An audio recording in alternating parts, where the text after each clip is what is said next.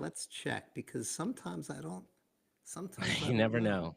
know. Let's refresh. I'm Let's see. scrolling. I don't I'm know. scrolling and looking. All right, so now I said here we go. It's telling me I'm offline though. But how could that be? Oh, no. Now we're live. Now we're live. So apparently we're live. All right, man. Cool. This is a beautiful thing. I'm going to share this out too. I don't see us though. Uh-oh. No? So can you send me the link? Yeah, let me do that. In fact, I'm going to pop it into the chat right here. Here you go. We got to plan our intro screen next time. Yeah. That is one of the different things I that sent it this to you via platform TG. does, and people getting very creative Yeah, with so the with intro the screens. intros, I Yeah, need to learn. I need to be taught. Like I need an intro screen mentor. I can And- do that. Oh, I would love that. All right, hold on. I'm just gonna We could tweet just this do a out. whole we could do a whole podcast on that. That would be awesome. All right, so here we go. Tweeting that out. All right, so come on in. Let's listen and chat. So yeah, so anyway, I have to say one, it is amazing to reconnect with you, Always. my friend. I had a blast on your podcast as I was telling people like you are an interviewer extraordinaire. Like Thanks, man. it is crazy.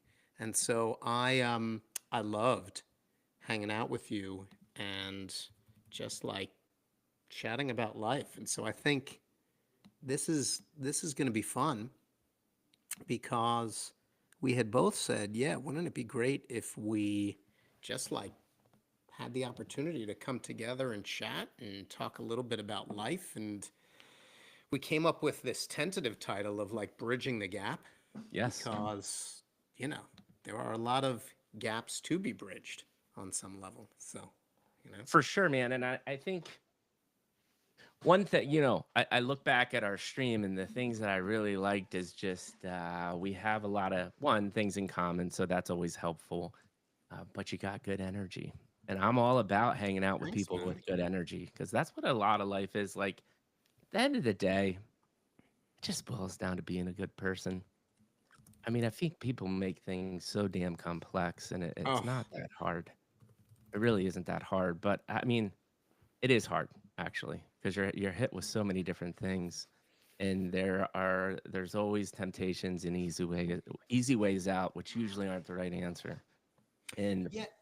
that's what I love what you're doing with Spredict and just a lot of the conversation we had about teaching and Yeah. your communications and relationships. Like we have a lot of similar thoughts. I I'm with you, man. I think energy is huge, right? And I think one of the things that draws me to chatting with you and also to building relationships with people is that I feed off that energy a little bit. You know what I mean? Yeah, Like that's what gets me hyped. I was sharing yesterday. I was talking to this guy, Chris, who's doing some great work with a platform called Numa Social, right? Which is like a Numa. crypto for good Yeah, project, right? And he was talking about how the space can exist for like the financial benefits and gains yeah, that people often think about, and also, right, from a bit of like a chivalrous perspective too, right? Like it absolutely. doesn't you can still take care of yourself financially in web 3 while also like looking out for other people. Like it Hmm. doesn't have to be 100% individualized PvP style, and I think that's one of the biggest challenges, right? I mean, the for me, I've made more in relationships and connections in the space than from the monetary value of my gains, right? So like in other words, I see those connections as Hmm. being more valuable Yeah. than a financial win. And so I tend to agree with Chris. I believe that you can still utilize the space for monetary gains and also use it to build like really rich connections with people, which I Yeah. think sometimes gets lost, you know? Bring up so many good points. I think so the network that I've built over the last 4 years is absolutely insane. Top tier, right? All founders. One of the things I struggle with is, and I don't want this to sound bad, but um, there's power there to unlock, like you're saying, from a financial perspective, to like get synergies between the skill sets that I've met over time. And, but also, they're deep friendships and relationships too. And I think the special thing about building a network with high, one, net worth individuals, but also two, genuine net worth individuals that are in it for the right reason, is you can create an ecosystem that gives back, but also is still a business. And Yeah. so I have a couple of people that I'm talking to that have made a lot of money, but align on the fact that we want to build things in Web3 now at this point that more give back than make a ton of money. Yes, we also want to make a money. Yeah, for But sure. that brings me to the second point, that is, I feel very fortunate I'm in a position that I can do that. Yeah. There's a lot of people that use this space that are trying to get ahead and get into the point where you're flexible. And I'm constantly always stuck thinking like it's hard. Your back's up against the wall.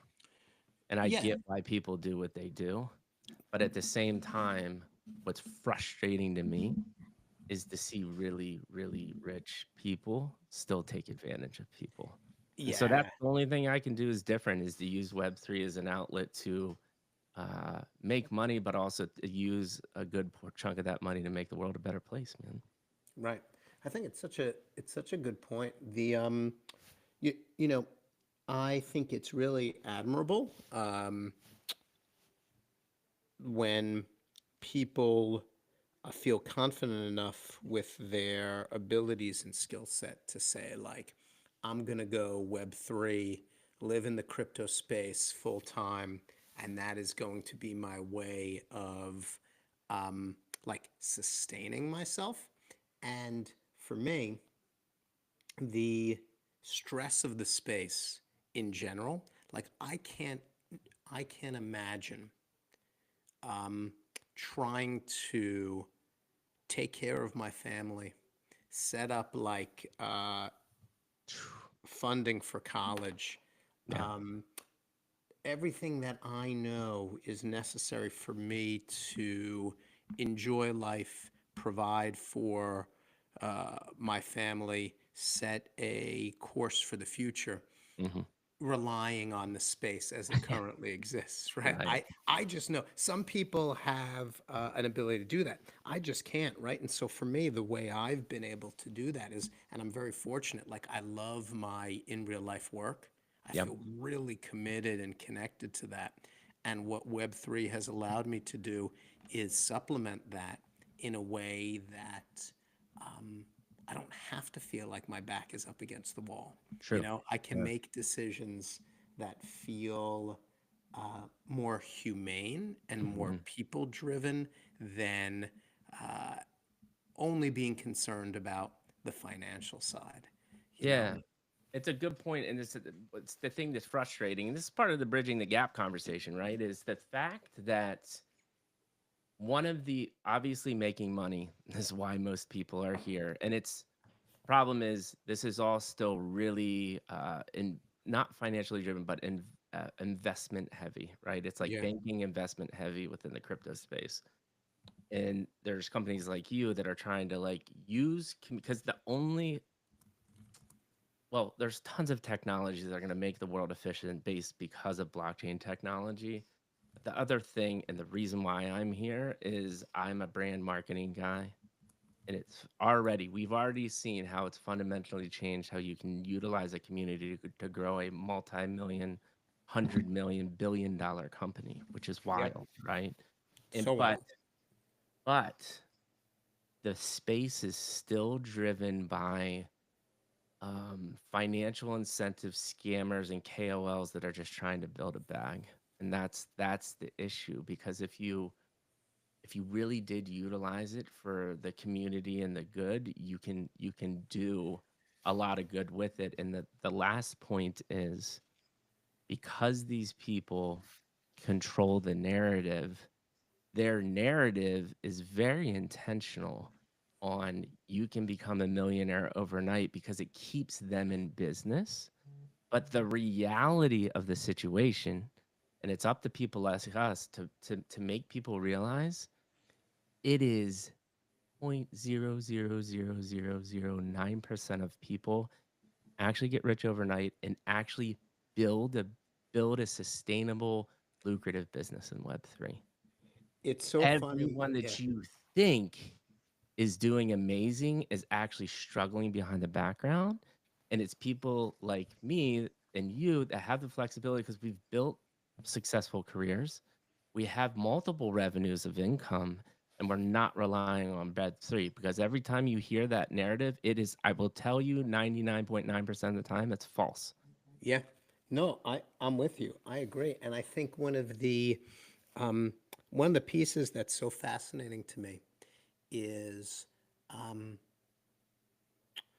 so many people who label themselves as KOLs, as influencers, as marketers, don't bring a true marketing skill set Hmm. with them, right?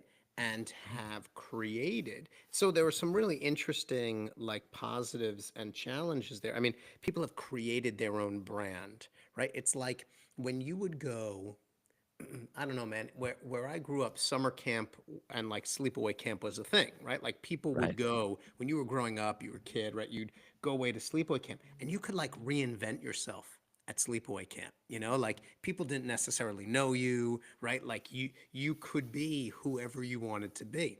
And I think what's fascinating is that's a little bit of Web3, right? Both Yeah. because of the anonymity, but then also like you could label yourself as a marketing genius and build a Yes. whole brand. And in reality, right, in real life, you don't bring that skill set or experience. So it's fascinating to me how Web3 has established um, this like structure where the people who the space quote unquote relies on as Hmm. marketers Hmm. don't have any Yeah. background in that area to draw on. So and it's just weird to me how that evolved in that way. It's Yeah. fascinating. Yeah. I think it's a little bit of product of that, but I think it's like I become from a big traditional marketing background. It's I billion know. dollar, multi-billion dollar marketing budget.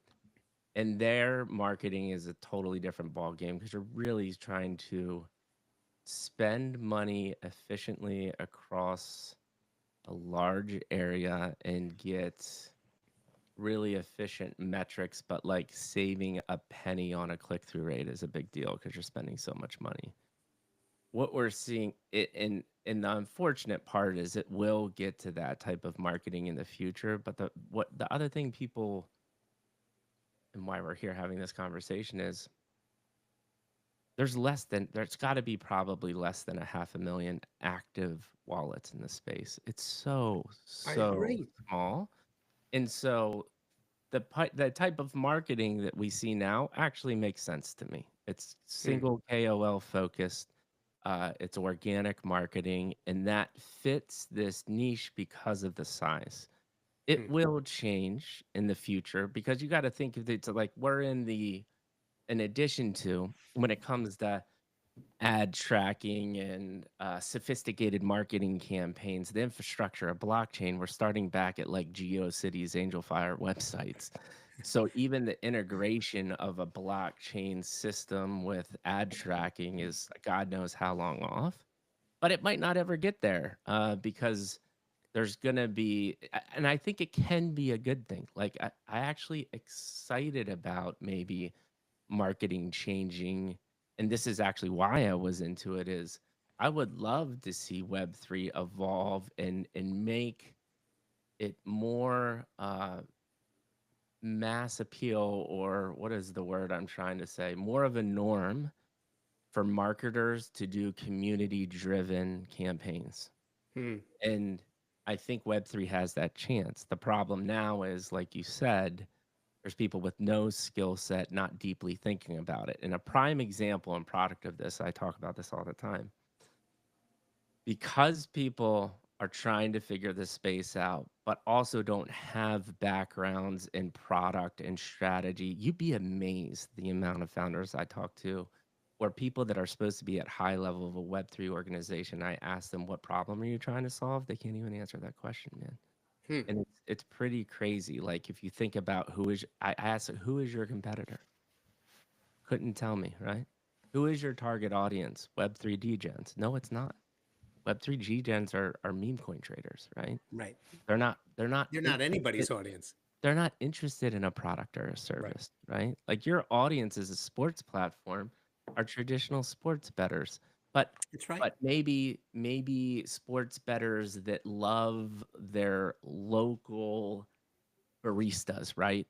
They're like the people that love sports betting but will not go to Starbucks because Correct. they want to support local people Yeah. and they really believe in the idea of community. Like Right. that's your target market. Just because you're in Web3 does not mean you're selling to degens. And like, That's right. so people can't answer this question. And the real problem from the community side is, I have this conversation a lot too. People have come up through this whole mod rank, right? And so when people are getting community manager jobs that should never be community managers. They're just good mods. And so their Agreed. concept of what a good community is how many trivia games or rumble bots that you can run. And it's like, no, that's just being a lead mod, right? Right. Like you're doing the actual You're work. engaging. Yeah. But a community manager effectively understands how to equip and utilize the community to ladder up to the larger company's strategic goals. Yeah. Like this is strategy, this is product, this is high level thinking doesn't exist in the space because So true. people don't understand these concepts, and it's actually positioned me really well and other people that have experience to really have a nice fit and bring a lot of value to this space to help grow. Yeah. It's such a good point, and I think yeah, you see it everywhere. I mean, that's one of the reasons for us with Spredict why we were so interested in exploring a a product like Abstract. The Hmm.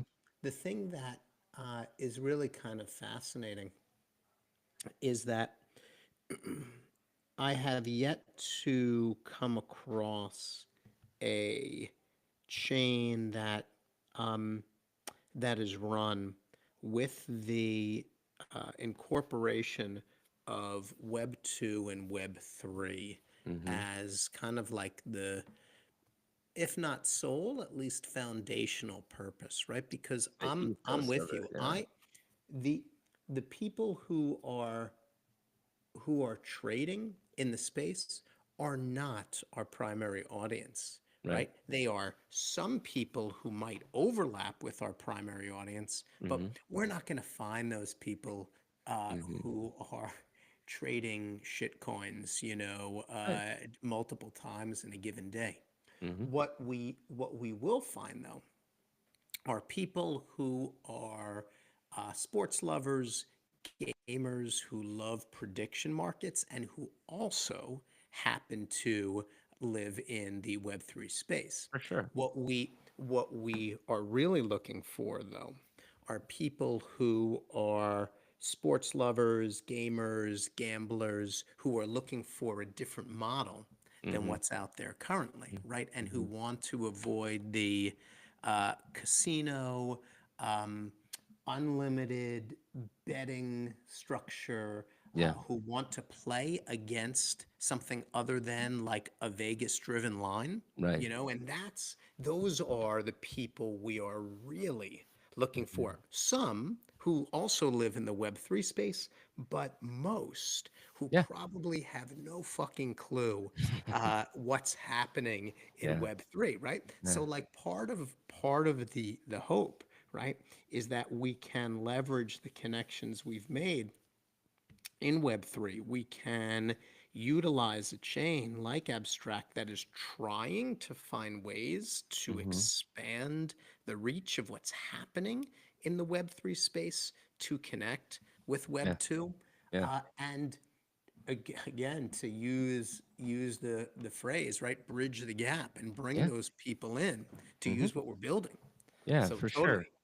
Yeah, and that I think it's unfortunate, and this is a another prime example of why this space will continue to suffer until the people that are the KOLs and that are giving the advice bring them. Shiv's doing a great job. I'm Yeah. trying my best, right? There's other people out there as well. And the narrative for abstract right now is bad because their mints have failed and it's not, there's tons of complaints, but no one is spending the time on the facts that they should be. Is like they have 1 million wallets signed up It's on crazy. the Yeah.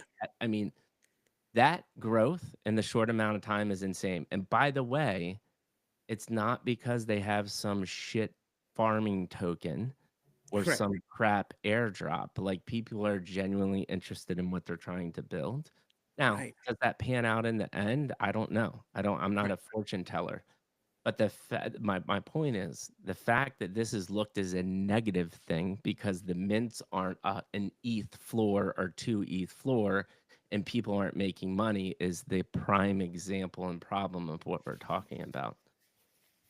So it makes me wonder too. And again, you shared some amazing NFT stories, right? And Right. I know for me, my foray into that side of the space was not particularly rich. So I don't have like Yeah. a lot of NFT background. And I will say, it's been awesome to chat with project team members and leads who are driven from that side of the space and how jazzed up they get about the NFT piece. But that's not even an area of abstract that I have delved Hmm. into yet, right? Like, Hmm. I don't even know. So, that storyline, I don't even know, nor could I explain why, like, that has Yeah. been happening for people and why people aren't making money there. But I think you're 100% right.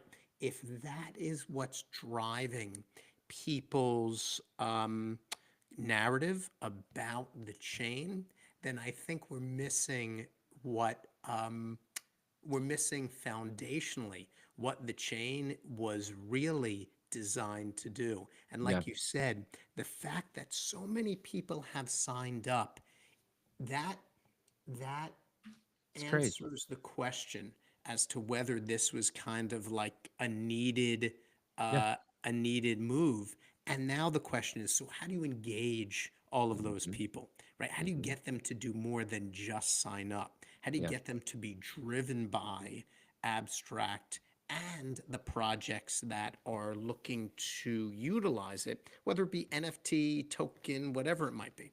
Yep, absolutely. And I mean, so they just had On Chain Heroes is one of the hyped NFTs, and I think they minted And what's their Genesis story? Hero. What are they all about? Do you know? They're creating an on-chain game, but their Okay, little heroes just minted. cool. And their floor is sitting at point 0.3 ETH. That would be considered a success for That's what has great. happened.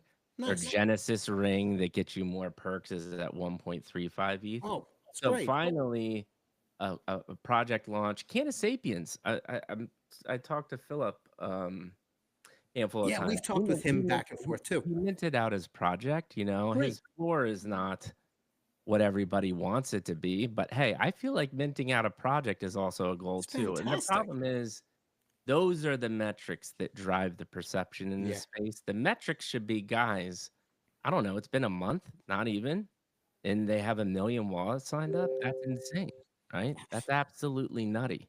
And it's so the awesome. metrics are and the perceptions are just wrong. Yeah, right. And I'm with you. I think that and I think it speaks to the challenge, right, in the space. So I want to share with you a little bit of what we're experiencing with Spredict, right? Oh, And tell one of me. the things I'm that ready.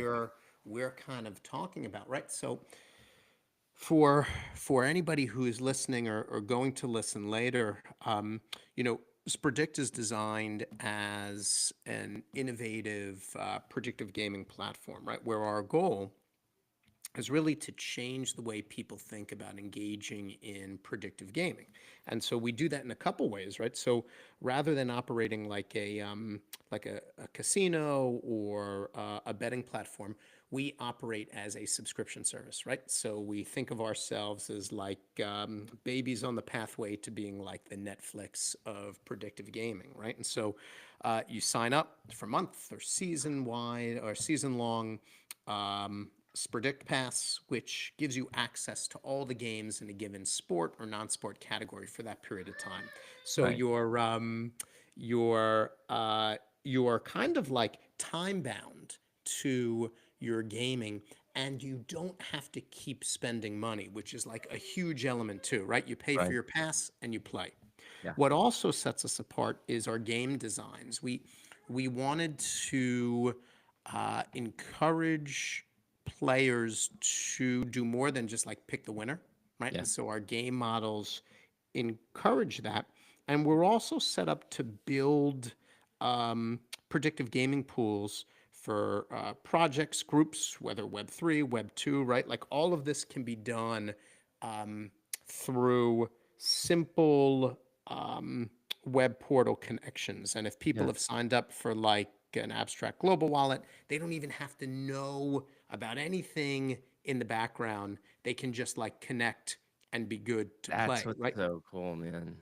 Yeah, and so the thing, so and everything works, right? Our DApp works. People can make their picks, right? We're streaming and podcasting, and what's been so fascinating for us is the area where we've ran into, right? You said like, what's your biggest challenge, right? What are Mhm. you faced with? What's Mhm. currently keeping you awake at night and preventing you from scaling or moving in the way that you want to?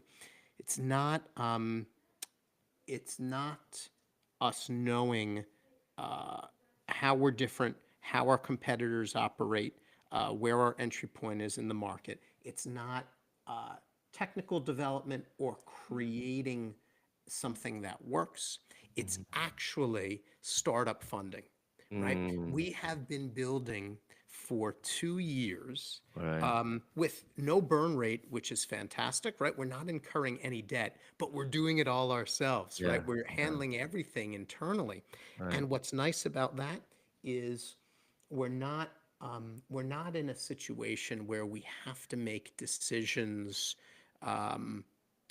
where we're in debt or things like that, right? Right. We carry no debt. It's fantastic. However, we can only operate at the speed of like a small group of humans, right? Right. So we can't scale in the way we want to simply because when we talk with people and share what we're developing, the questions we get are, okay, so like when is the token live?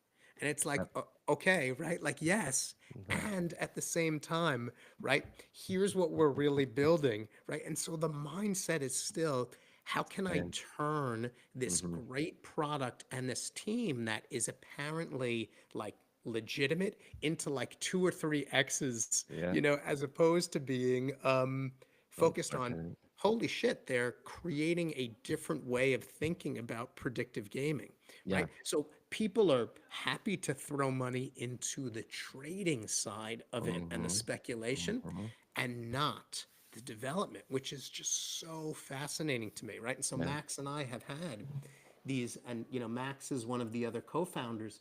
have had these amazing conversations about how interesting it is that people will invest thousands of dollars on a potential trade, right?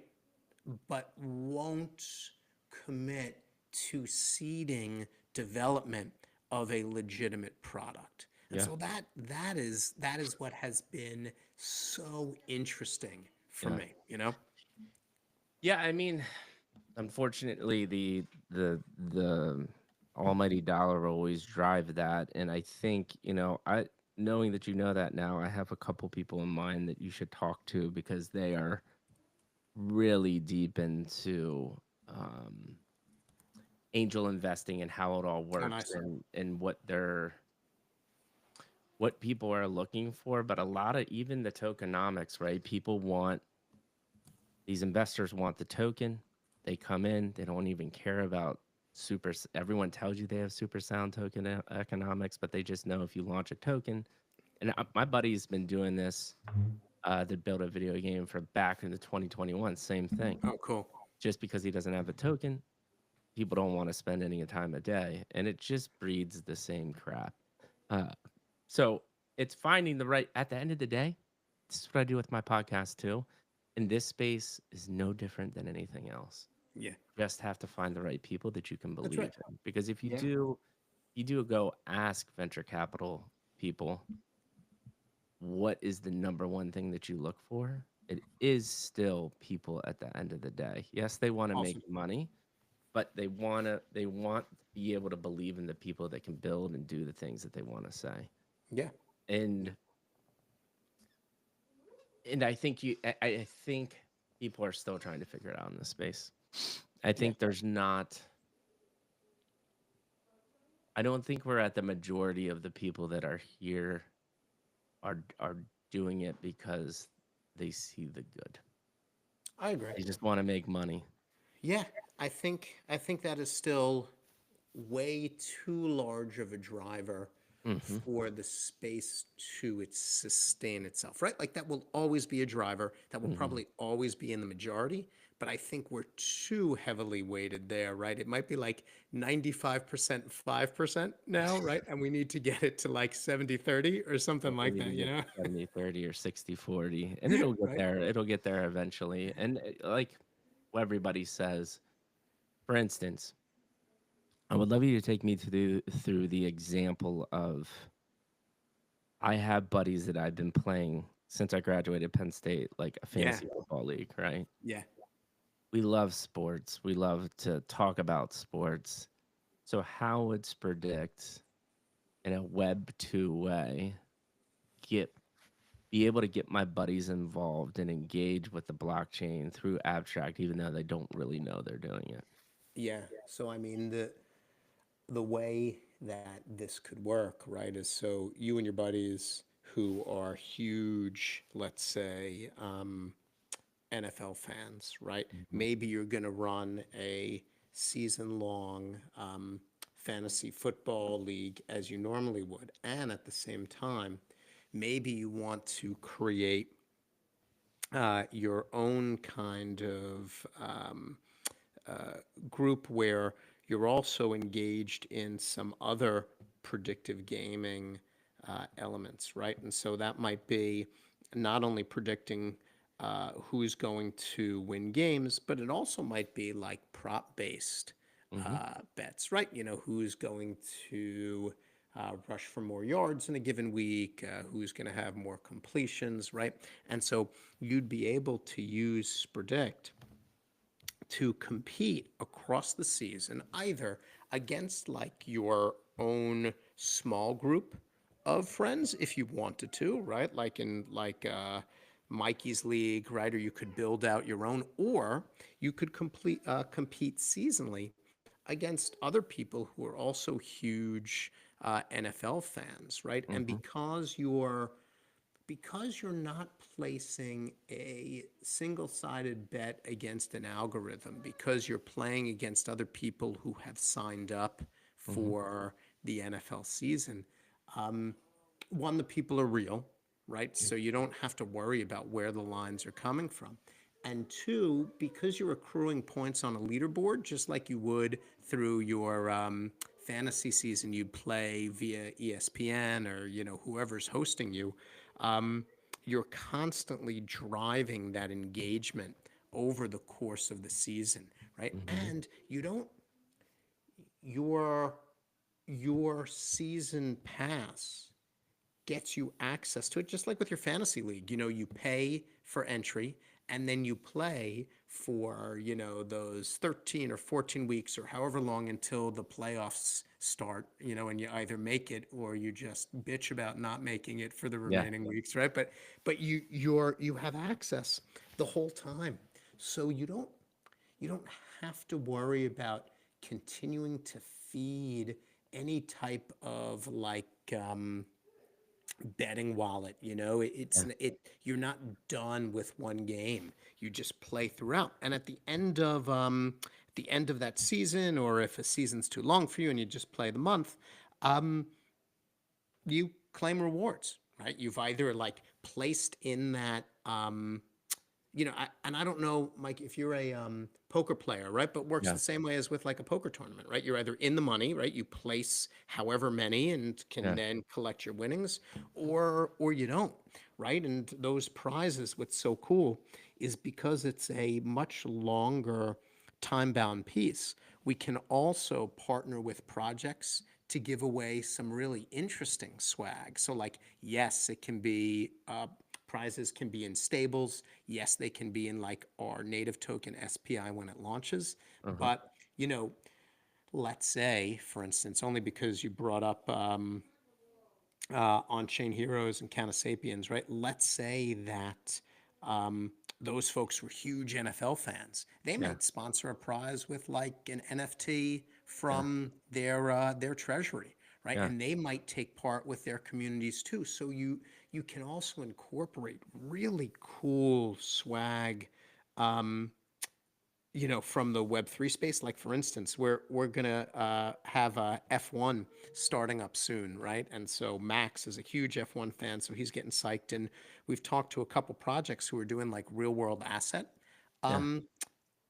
projects, right, where they're tokenizing like vehicles, right? They got their hands on like an old F1 vehicle that they've like Wow. tokenized, right? Yeah. So like we could give away one of those one of those tokenized pieces of Yeah. like a real fucking F1 car, right? Well, that's Like pretty so it's cool. amazing. There's Yeah. just so much opportunity for real sports fans as well as people who don't want the casino style Yeah. of betting, Yeah. who are looking for something longer that Uh-huh. engages people a little bit more.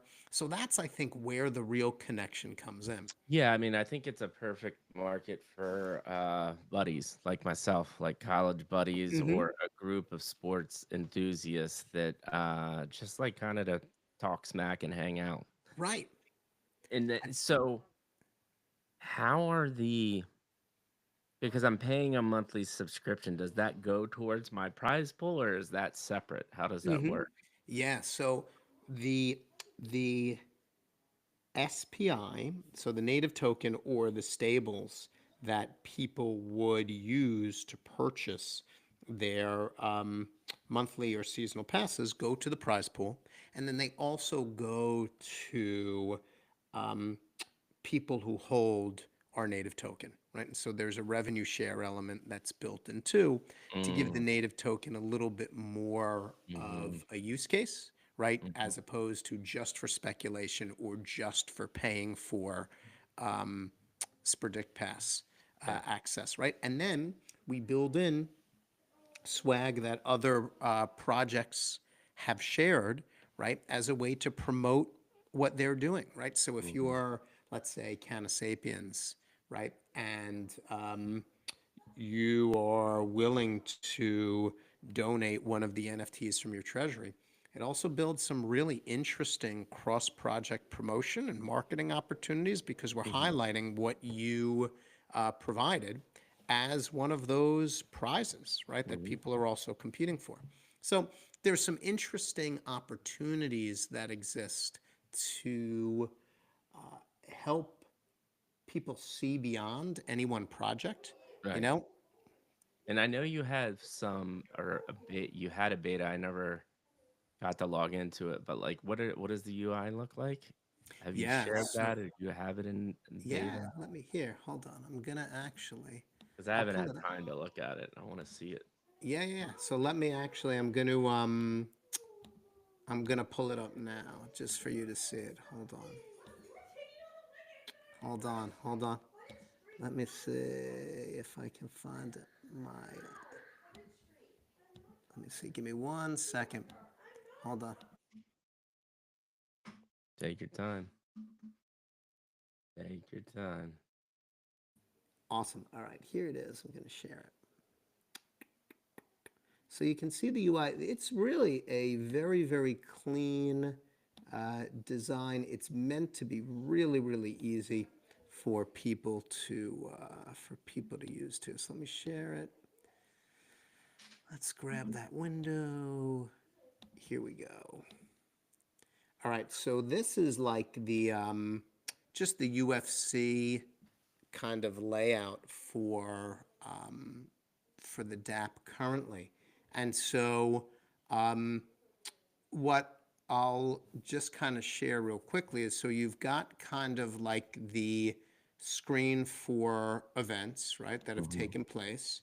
And then you've got past results, right, which will build out, which will allow you to kind of follow your development, right, and check like how have I done over the course of the month and the season, and then the leaderboard, which when this Predict Pass goes live, you'll be able to chart how you more or less score Mm. on the larger kind of list of everybody who's playing.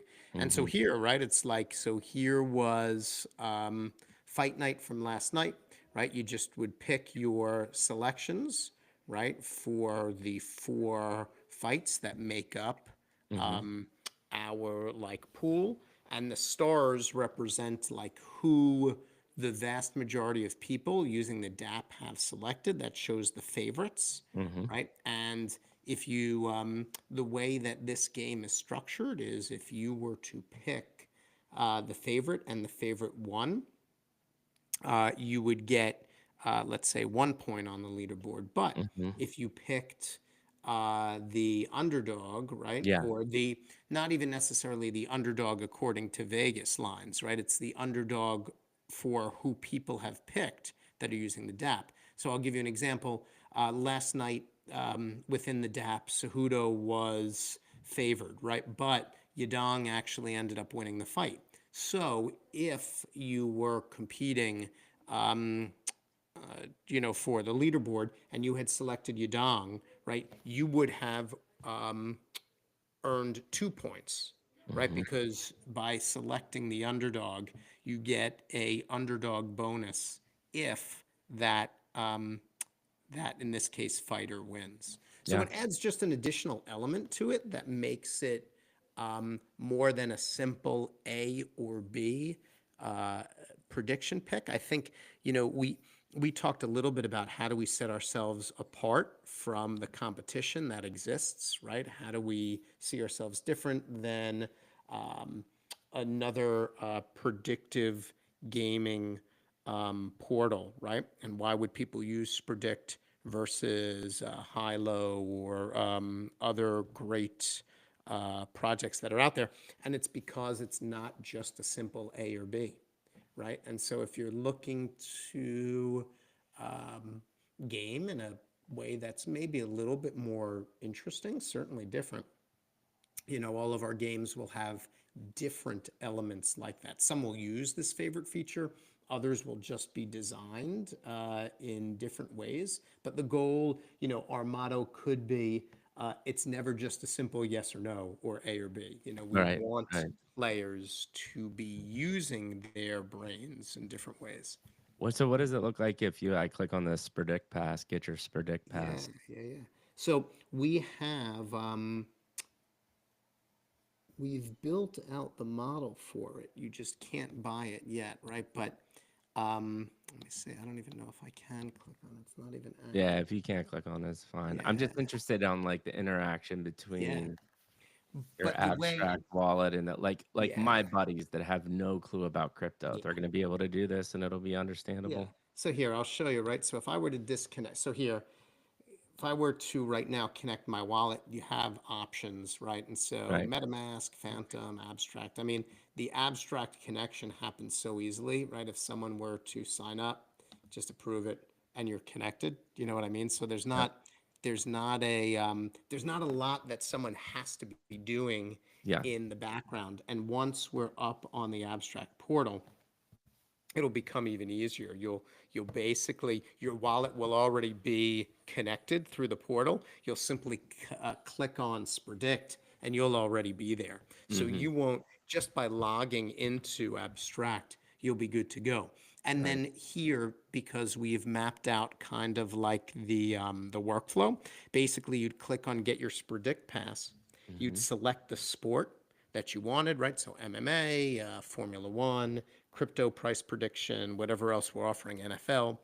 You would click on the sports that you want to purchase, right? With only the sports that are currently live being clickable, right? But it's like a checkbox. You'd click them, monthly, seasonal, and then you'd submit, and it would give you the total price for all of those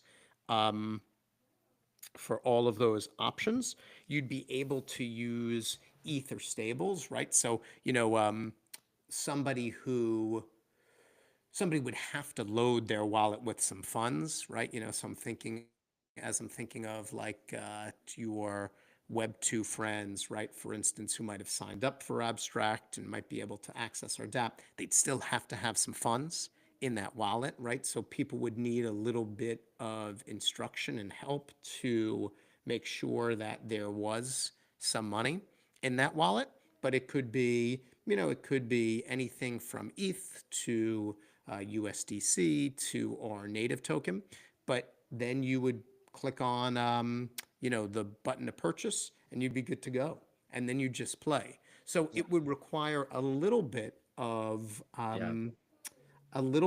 of explanation for people, but wouldn't it's not to the level of difficulty where people would have to swap, or if people don't want to get into our native token and just want to purchase with some funds they load, then awesome, they can do Yeah. that too. Yeah. So you're not you're that is the one thing that I think abstract, and I'm sure they're figuring this out, is you still have to bridge to their native ETH Right. abstract token, and that is not consumer friendly. Agreed. And I'll tell So you, what we've been doing is we have, when our Spredict Pass goes live, you'll be able to um, buy with ETH, with other stables that you have anywhere, right? And so the idea is that we're using layer zero technology. So long as somebody has funding on any EVM chain, yeah, they can purchase. yeah, Again, it still requires somebody to connect a wallet, right, and have some funding somewhere. But yeah, it is meant to make it as easy as possible. yeah. I mean, as long I think this is, and it's still not like we've created a society that wants to click a button and it be done. Yeah, yeah, yeah. But for a while, if you can at least get to the step of I connect my wallet and I press the buy button and it happens, as long as something's in there, that's as close as we've gotten so far, Yeah, right? right. And so I'm not Absolutely. worried about what chain it's on, what I have to bridge on anything. As long as there is ETH of some sort in my wallet, I can buy. Correct. You can play. Yeah. And that, I think what we talked about is how do we remove and reduce as many obstacles as possible for Hmm. people. We can't remove every step currently, right? But um, we can make it as simple as currently possible, and Yeah. that was part of the goal. Yeah. And I really, really, I think from my buddy's perspective, they would want to use the site. Yes, they could click on a wallet. They wouldn't even realize it's a blockchain wallet, and they would just pay with their credit card to fund the wallet. Correct. That That's where we're right, trying to get to. right. And I Right. think that is where we'll probably end up For sure. at some point, how it will Yeah. feel and Yeah. what the experience will be like. And Yeah. that's all they want to do. They would, they'll see the disclaimers, part of this is going to go to the exchange fees and whatever.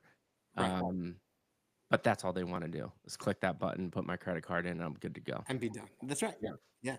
And that's and I think that's the key, right? And I think all of us, if for anyone who's building, right, that has to be um, at the forefront of our thinking, right? How Hmm. do we make the experience as seamless as possible and as easy as possible, not just for the Web3 people who are already integrated into the ecosystem, right? We have to force ourselves to step out of Hmm. that that frame, but how do we make it like a truly accessible experience for everyone? Because if we're only thinking through the Web3 lens, then to circle back to what you were saying, right? The, we are so limiting Oh, our so ability to limiting. scale, Yeah. right? I mean, it's like the joke I make that across Telegram there are only like 5,000 people, just everyone has like 1,000 alts, right? Like so it Right. seems much bigger, but it's Right. the same idea, right? Like there are Yeah. only so many active wallets It's that not a exist lot. currently in the Web3 space. And Yeah. if we're not actively thinking about how do we engage people outside of Web3, Hmm. then we've really limited what we can scale to. Yeah. Do you have any milestone dates or is it all still in the works? Yeah, no, we do. In fact, we are the next big milestone will be launching the our F1 season as we get into March, and then Nice. opening up Spredict Pass Nice. subscriptions, right? So that should happen um, by mid-March, right? Because we want them to be active for people to get going with F1, and then you'd also be able to buy passes um, for MMA and for UFC at that point as well. And then also around that time, launching our token. And part of that process and what the launch process looks like will depend on whether we secure funding or not, right? Like we will end up launching that token no matter what because we really want to use our native token as Hmm. a means for subscribing and using our portal, and also because we have community members who were significant holders of our first token when we launched back when we were kind of like almost like doing a test run Yeah. for what Spredict's become, right? Yeah. Who have been so patient and so supportive of us, right? And we really want to honor that, Yeah. right? Yeah. So that will be coming soon, and then the Nice. hope, the hope is right. To be able to scale in a way that allows us to add sports and non-sports elements on a regular basis as we go Yeah. through quarter two and three and four of 2025, right? So like we've already built the back end for the crypto price prediction games, right? So Nice. that um, those can be launched and built. We've talked about game modes for NFL and also for international football, right? For Yeah. soccer. So we Soccer's gonna have be like a huge. lot that is waiting in the wings to be Right. launched and built. And Right. so there, um, in a best case scenario, we've got significant funding, we can add more devs, we can grow a little faster, and then we can really start scaling quickly. Yeah. Otherwise, it'll be like a longer process and we'll It's just gonna be scale a and longer we'll get process, there. but you're gonna keep Yeah, on right. going, and that's you're Yeah, not gonna give up, which is cool. yeah, How does a last question, and then I know we've been about an hour. yeah, yeah. the NFLs and stuff like that, since you're not technically a gambling like regular casino and your subscription, like what does it come with like licenses and stuff like that? Because I Yeah, know the NFL is crazy about anything that you use totally. with them. So we will, one of the things we just did is we just wrapped up KYC at some point we will need to incorporate, right? And Hmm. then from there we'll need to engage in licensing. Some of Yeah, it is going to depend on what costs are, what we can include. There are some pieces where, for instance, in with a number of sports, you can use things like names, right? But you can't use like likenesses, or like in the case of F1, right? You can't put like the team vehicles and right, such and right, things right. like that, right? Or uniforms, right? Same thing with a lot of soccer, and certainly with the NFL, right? Can't have Hmm. helmets or Yeah, anything like that, right? And so part of it will be what can we license and at what cost, and yeah, what can we utilize without licensing, yeah. versus when will we have to make the decision to say, hey, look, We there, need it.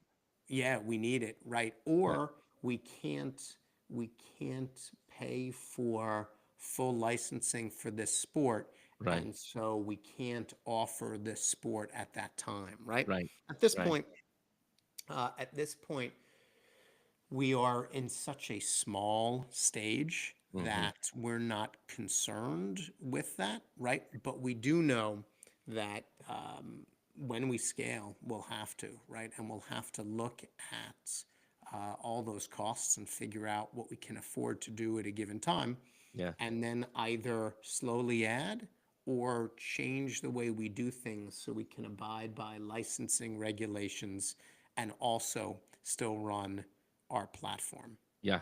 No, that's awesome, man. you know?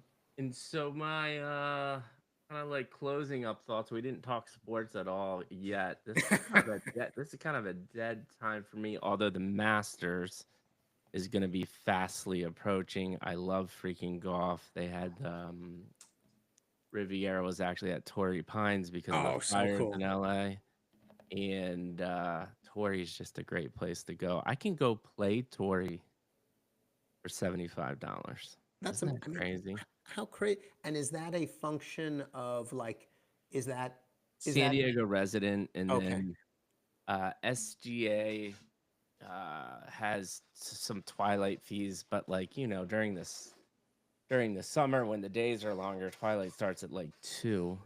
it's awesome. And that's the north or the south course. I think the south is the famous The one. famous one. It's weird though because you go to it. Obviously, the clubhouse. Well, the clubhouse actually looks like it's a player's course, right? It's a walker's course, so it looks like a municipal building. But then they have the lodge at Torrey Pines, which is this gorgeous stone building with these really ornate fireplaces. Obviously, it's immaculate when it comes to conditions. But the front nine, it's like playing in a farm field in Pennsylvania. Really? It's just not that, it's just a flat field, right? And but Wow. then when you get to the 10th hole, man, like It's like a, t- you're like you tee off and you see the ocean, and then you get to the top of the hill, and it's just like a golf course along 200, 300-foot beach cliffs, and it's insane, amazing. right? So I mean, why insane.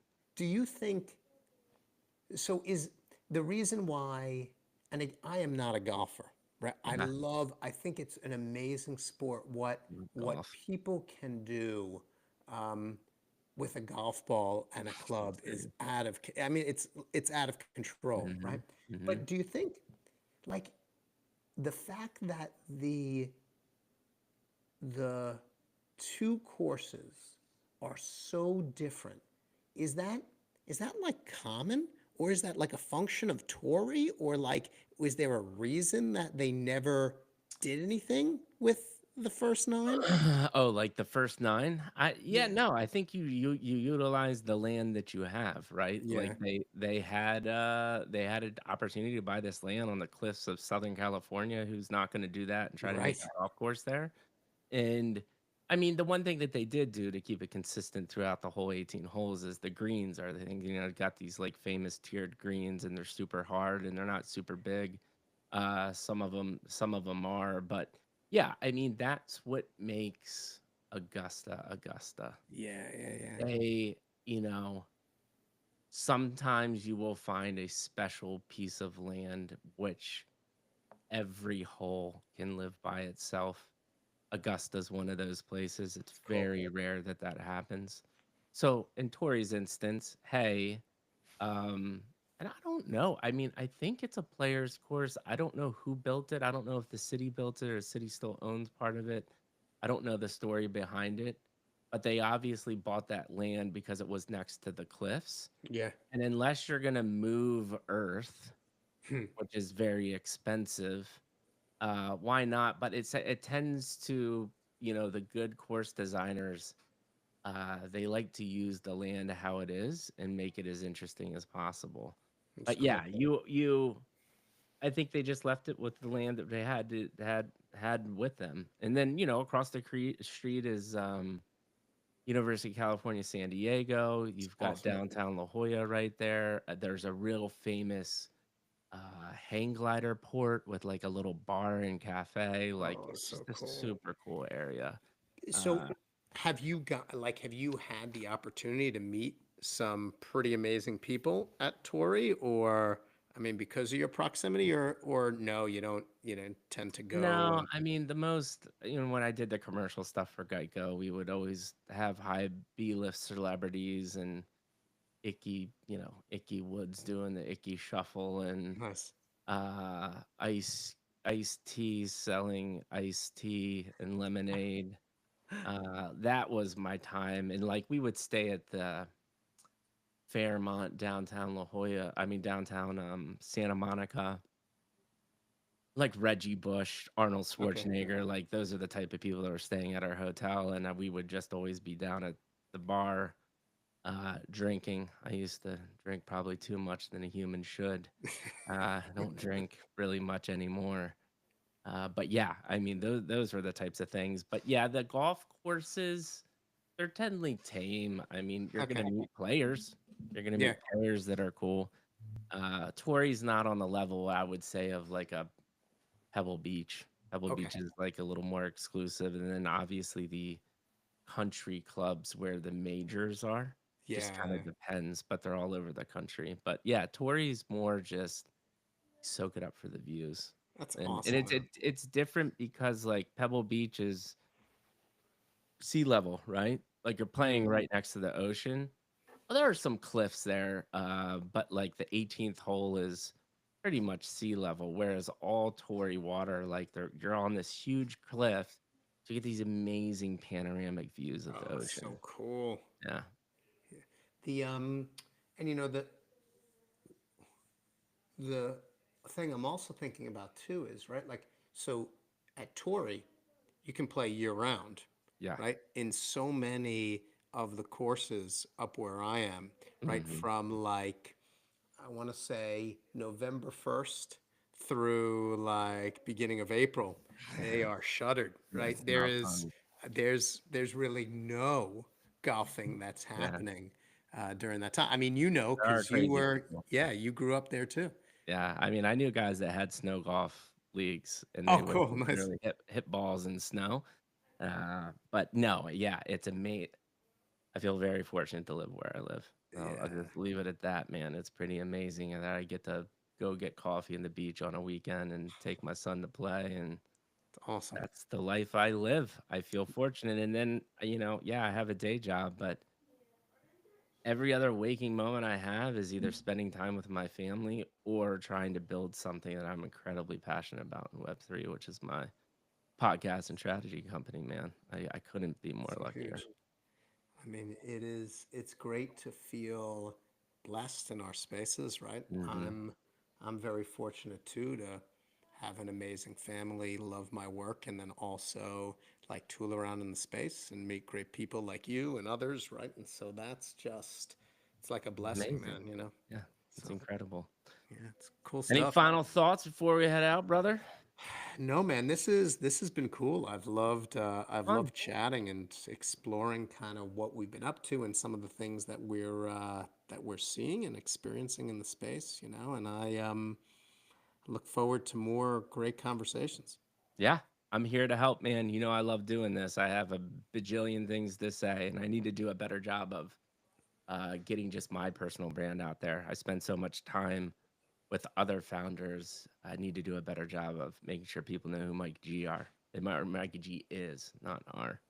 Well, you are an amazing human, my friend. Thanks, man. You know, the amazing interviewer drawing out who people really are, and that's a, you know, I shared it with you before. It's a gift. I think some people some people are great at talking, right? They're really Right. great at sharing. I think a much smaller number of people are good at getting people to share, and you, Yeah. sir, are really, really good at that, Thanks. and so I'm thankful for that.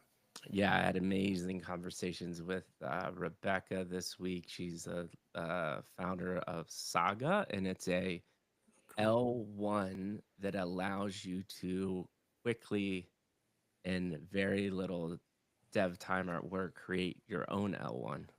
So it's an Awesome. L1 of L1s, forks of forks, basically. So And cool. you can quickly spin up your own L1 with the token economy, mainly like entertainment, gaming. And then this guy, Will, who has created a DEX and lending protocol in one, which is a very difficult thing to do, Wow. called That's Amalgam. awesome. Uh, Incredible story about substance abuse and drugs and alcohol and how he turned his life around and was always just this brilliant mathematician mind. And that's the thing, like you said, I Yeah. don't know, I sometimes I think to myself, like, I don't even know somehow I do. It's just one of those superpowers that are inherent to you. I think, yes, you really feel the genuinity coming out of my mouth and out of exuding from my body through the screen because the things that people say on my podcast, and by the way, just like the thing that blows me away most is you went through my process. We talked for 20, 30 minutes. I introduced myself, give you my Yeah. story. I learned a little bit about you. The next time we talk is the podcast, and then within that podcast, I got people talking about deep dark drug, alcohol abuse, Right. about to take their own lives. Like, I mean, it's like this therapy session almost, and but it helps people, man, and that is the end of the day. If I can do something to make the world a better place, which I think I do, that's all I can do. Yeah. I think that's the thing. You know, you said I'm not even sure how I do it. I think there's a couple things you do that make it so that people open up. One is that your authenticity is clear, right? Yeah. You are clearly engaging in this from a genuine place of Hmm. wanting to know who people are, right? Hmm. There's no ulterior motive. Mm-mm. You're not trying to, you know, you're not like a medium. You're not trying to Yeah. get to know people so you can tell them what they want to hear, right? You're Yeah. actively interested, Yeah. right?